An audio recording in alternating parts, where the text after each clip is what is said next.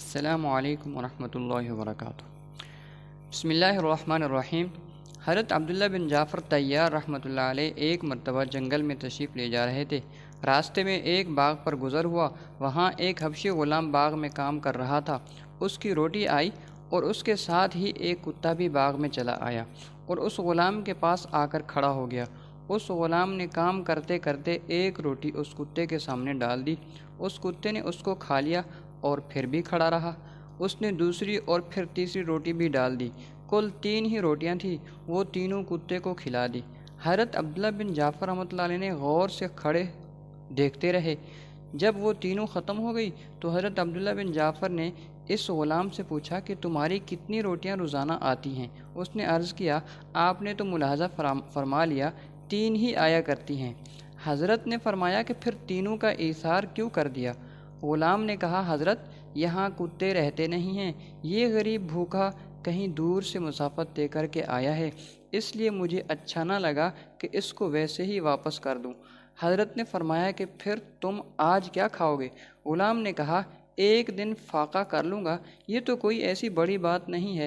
حضرت عبداللہ بن جعفر رحمۃ اللہ علیہ نے اپنے دل سے سوچا کہ لوگ مجھے ملامت کرتے ہیں کہ تو بہت سخاوت کرتا ہے، یہ غلام تو مجھ سے بہت زیادہ سخی ہے۔ یہ سوچ کر شہر میں واپس تشریف لے گئے اور اس باغ کو اور اس غلام کو اور جو کچھ سامان باغ میں تھا سب کو اس کے مالک سے خریدا اور خرید کر غلام کو آزاد کیا اور وہ باغ اس غلام کی نظر کر دیا۔ ایک دوسرا واقعہ، ایک بزرگ کہتے ہیں کہ ہم چند آدمی ترسوس جو ملک شام کا ایک شہر ہے جمع ہو کر باہر جا رہے تھے۔ چلتے ہوئے ایک کتا بھی ہمارے ساتھ ہو گیا۔ جب ہم شہر سے باہر نکلے تو ایک مرا ہوا جانور پڑا تھا۔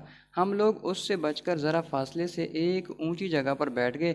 وہ کتا جو ہمارے ساتھ ہو گیا تھا، اس نے جب اس مردار کو دیکھا تو وہ شہر کی طرف واپس ہو گیا، اور تھوڑی ہی دیر گزری تھی کہ وہ اپنے ساتھ تقریباً 20 کتے اور لایا اور اس مردار کے پاس آ کر وہ خود تو علیحدہ کو بیٹھ گیا اور سب کتے اس کو کھاتے رہے۔